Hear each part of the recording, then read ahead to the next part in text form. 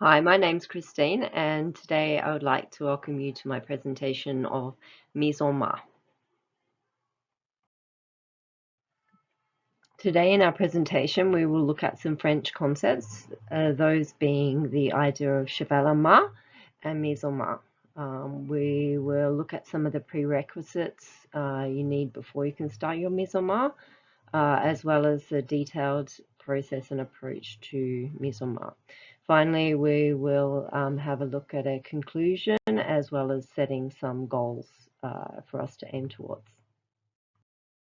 The French dressage concept of cheval en main literally means that the horse is in your hand. It's somewhat equivalent to our Australian concept of a horse which is on the bit. It's variously been described as the exquisite feeling of a mouth which is alive and friendly and that molds perfectly to your hand. Philippe has described it as a horse that releases its mouth softly and loyally accompanies the hand wheresoever it moves. The horse is en main if it has a mouth that releases the bit attached to a neck that is always ready to bend, stretch, or grow without resistance. To obtain a horse which is thought to be well dressed in the hand or on the bit, it is important to know the desired final result, but also the steps required to get there. The steps or the process of obtaining a well-dressed horse, a cheval en main, is the mise en main. The French concept mise en main is really just means the education of the horse to the meaning of the rider's hands or the rider's aids.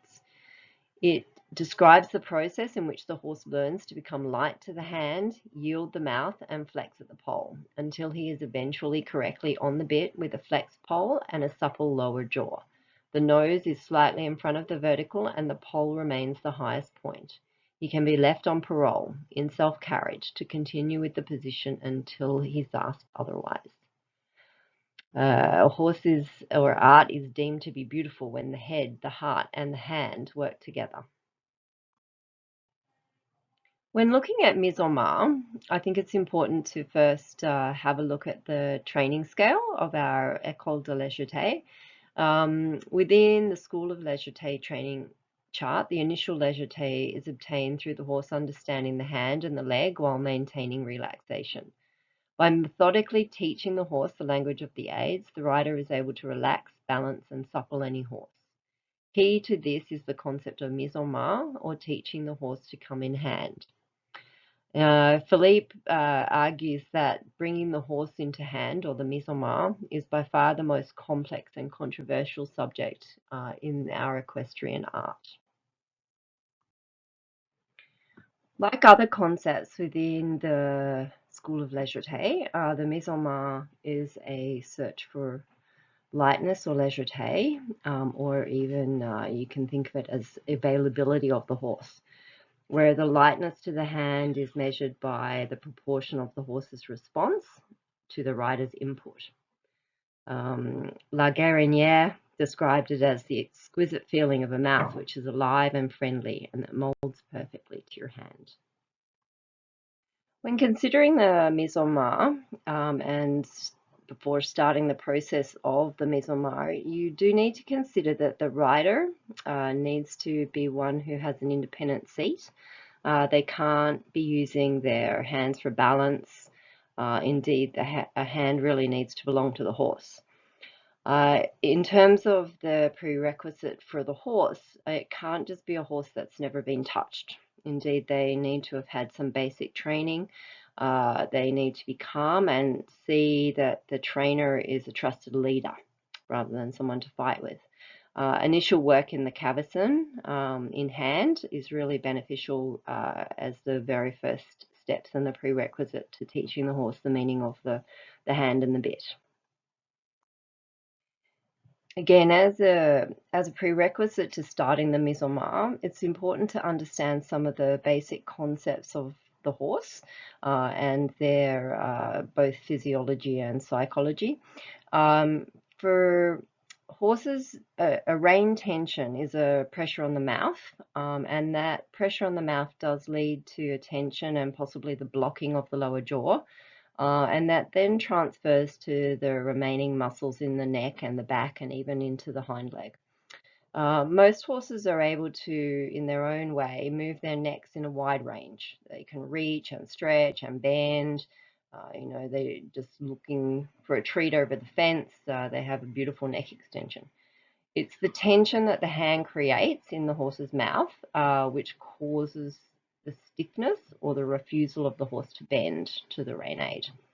A horse which works in tension actually naturally loses its suppleness through, I suppose, a psychological contraction of the muscles, which ultimately damages the horse's health and even shortens their life, whether it be their working life or indeed their life in general.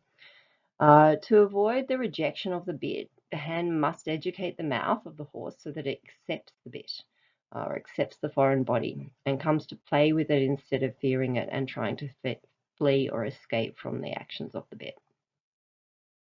Within the School of Legerete, when we address the mise en main or the bringing into hand, there's really a lovely methodical approach to the action of the hand and a gymnastic progression to the education. Importantly, to prevent tension and create relaxation, you need to first of all select a bit which corresponds best to the shape of the mouth, resting on the bars and the tongue. A single jointed snaffle is a very good answer. Number two, you need to ensure that you act on the corners of the mouth, not attacking the bars or the tongue, and act in a way that is both relaxing and educating the horse to the rein aids. And very importantly, once you're in the saddle, never use the hand with the leg. Never use the leg while using the hand. Once under saddle, the process of teaching the mise en main is, a relatively complex one and takes some time. Initially, it's very important when you're very first riding a young horse that's only just used to you being in the saddle, is that you consider that the first duty of your hand is to accompany the mouth of the horse in all of its movements. So that you can basically establish a relationship with the horse's mouth and you're not forcing any attitude with the young horse in the way they carry their neck or their head. It should be their position, not your position. The hand in this first instance needs to be fixed in relationship to the mouth of the horse and only can start to become fixed in relation to the back of the horse when, with your ongoing training, progress, and in the strengthening of the horse's head becomes stabilized while you're in the saddle. The horse needs a gradual education to the hand and its effects. The rider develops exercises where they balance and work the horse gymnastically by using the horse's neck to help with that process. Submission to the reins must not come from a fight between the horse's neck and the rider's arms, actually, where the horse loses the fight, but it should come from a dialogue between the mouth and the hand. And it's important to remember that the horse will only do well what he does with pleasure. In the next few slides, I've inserted some photographs of my horse Hamish and I, under, I believe, Sylvia's instruction in this case, at, I suppose, the beginning of the process of me educating or re-educating really with Hamish, because he had already been broken in. The pictures, I feel, are not exactly perfect, but hopefully they demonstrate some of the concepts that we're talking about here. So we're now going to look at the more detailed approach to actually teaching the action of the hand within the process of the mise en main.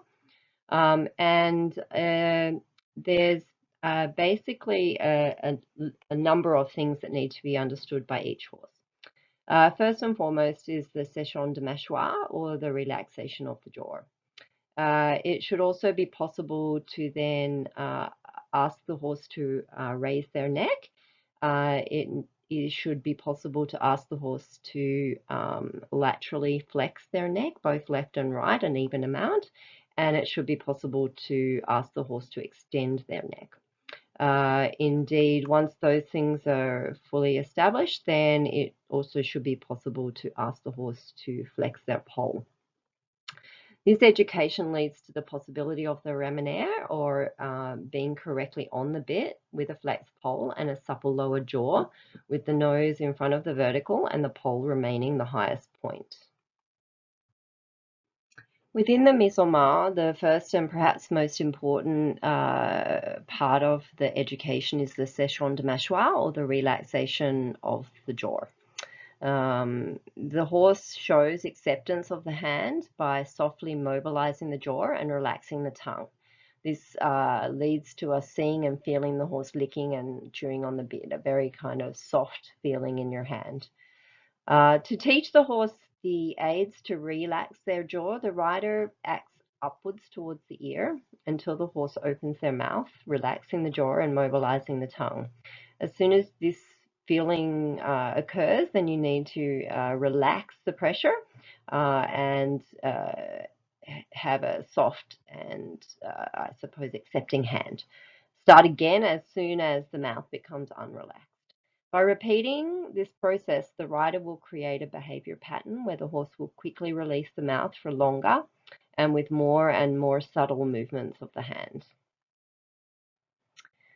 Depending on the type of horse, the demi-array rein-aid may be more or less important as the next step. This rein-aid is useful for horses which lean on the bit, or horses which have a natural balance on the forehand. These horses often have a short, stocky neck, which is carried low out of their wither, but it also can be the case that it's useful for a horse which has a misunderstanding of the rein aids or the contact. Asking the horse to lighten the contact, they lift the neck and change the balance away from the shoulders and towards the quarters. The horse needs to learn or relearn to carry its neck itself and not to lean on the hand or use the hand as a fifth balancing leg. To train the rein aid, you use short, sharp upward movements acting on the corners of the mouth towards the ear as necessary to distinctly lighten the contact.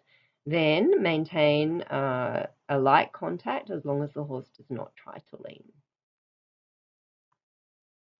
The action-reaction rein aid is used to ask the horse to tighten or strengthen the contact. This rein aid is particularly useful for horses that have an inverted neck or refuse to take a contact on the reins. Initially, it's important to start by asking for a session de mâchoire with these horses so that their jaw is relaxed, but then it's necessary to take a prolonged tension on the reins after the mouth opens and the jaw relaxes, and then calmly increase this action until the horse lowers their neck and moves the nose forward, which is the reaction. Even if very slightly, release, reward, and repeat. The horse quickly understands after some time to move the bit down and forward and indeed extend their neck. Very important within the mise en marche is the development of lateral neck flexion. When the horse easily gives their mouth within the session de mâchoire, it is important to start asking for a lateral flexion. Lateral flexion starts to help to develop our ultimate goal of straightness by addressing the horse's natural asymmetry. A horse needs to learn to softly take a contact on the outside rein while turning from an upward action of the inside rein. It's very easy for the horse to offer to twist the poll instead of bend the neck evenly, and so the outside rein becomes very important and helpful in this regard. It's useful to start the lateral flexions from the ground in order to allow you to help the horse to understand the requirement by using your hands to address any tendency for the horse to twist their poll. Once you are achieving a small amount of lateral flexion, perhaps only a few degrees initially, you can gradually increase the lateral bend to 45 or even towards 90 degrees of flexion. Another thing to watch out for when asking the horse to bend their neck is that they might have a tendency to close their pole angle rather than bending laterally and refuse the outside rein contact. And this is where it's important to have the possibility of the demi-array and the action-reaction rein aids to help address any tendency for the overflexion. Once the initial flexions are well established, then and clear in the horse's mind actually, then pole flexion is actually a fairly straightforward process to teach. The horse will often try to make it easier to have a pronounced bend by lowering its head and flexing the pole. Therefore, it's logical to ask for pole flexion by resisting on the outside rein while asking for lateral flexion. Again, it's important to have both the demi-array and neck extension or action-reaction aids ready to address any tendency of the horse to drop the outside rein contact and overflex. In this particular photograph, you'll note that Hamish has lowered his pole and is flexing at the third vertebrae in this example of us asking for, or me asking for a pole flexion. This is definitely his natural tendency, and it must be corrected. And indeed, I've worked hard to try to correct that over time. A useful proof or progression exercise that you can try when you have established your mise en main to the basic rein aids is to try the following progression. Firstly, ask for the horse to relax their jaw with a session de mâchoire, then to lighten the contact, followed by a lateral flexion without closing the pole, then asking for the pole flexion without lowering their head within the lateral flexion, and then finally to extend the neck within the lateral flexion. As your horse becomes more and more developed in their education and their physical development, you'll be able to achieve this series in a greater and greater degree of bend. It's important at each stage of the process of this exercise to wait for a moment and have the horse hold the position. Again, as the horse becomes stronger and more developed, the pause might be for a little bit longer than 1 or 2 seconds, maybe extending to, maybe 10 seconds before moving to the next position. The final piece in the education of the mouth of the horse is the concept of the neck rein.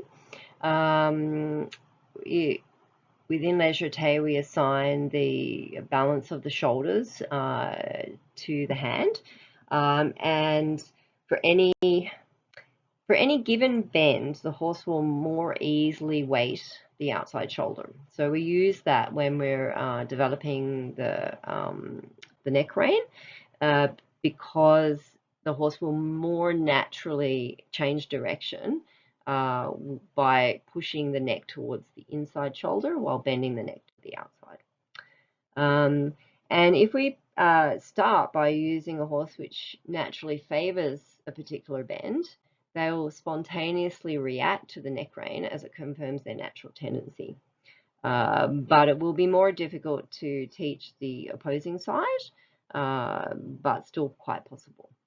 Once the horse understands the neck rein effect, it will be able to respond to this independently to the bend in the neck.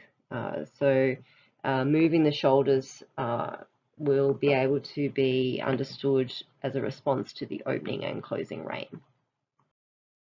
Not explicitly mentioned thus far, the descendement, or the after acting, lowering the hand and relaxing the fingers, is actually a really important part of each of the education of the rein aids.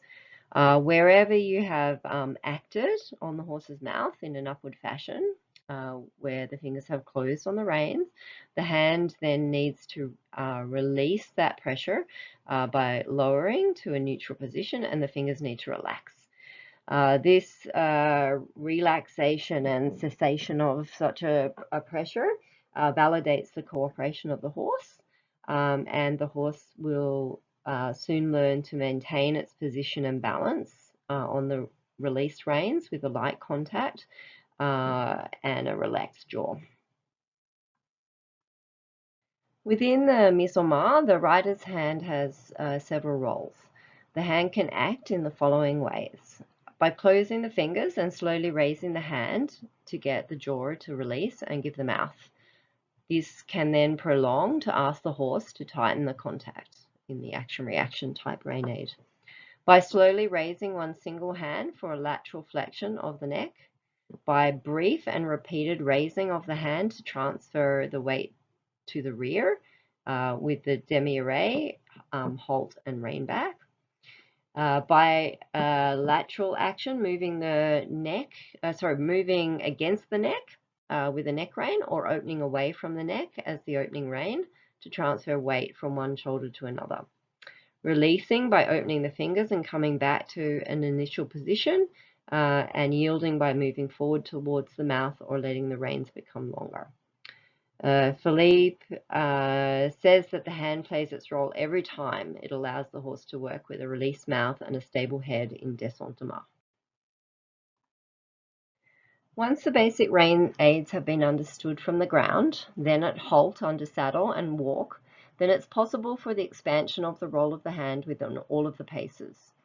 The hand can have a relaxing role by asking for the mouth and relaxing the jaw at any time that tension arises. The hand can be used in a positioning role by asking for longitudinal flexion, lateral flexion, pole flexion, with the horse staying in a light contact on both reins at any particular position. Then it also has a role as a guiding hand by setting the longitudinal and lateral balance using the neck of the horse to transfer weight, right, left, forward and back. It's easy to note that once a horse is obedient to the hand, that it's one that follows it in all of its movements. I'd like to finish with these two beautiful pictures of Philippe and his horse taken from the book The Art of Riding, and a statement from Philippe. Over time, the rider can ask for more self-carriage and remener. Gradually, the horse reaches the ideal posture, base of the neck elevated as much as possible, with a complete yielding at the pole and mobility of the jaw. In the end, the horse can be ridden in total legerete on the curb alone with one hand. And I certainly have those as my goals for the future. So thanks so much for listening to my presentation, and I just wanted to recognize that the information in these slides and in my presentation is heavily drawn on Philippe Carl's two books, The Twisted Truth of Modern Dressage and The Art of Riding, as well as the instruction that I have received from Sylvia Stozel and Melanie. Thanks very much. Bye.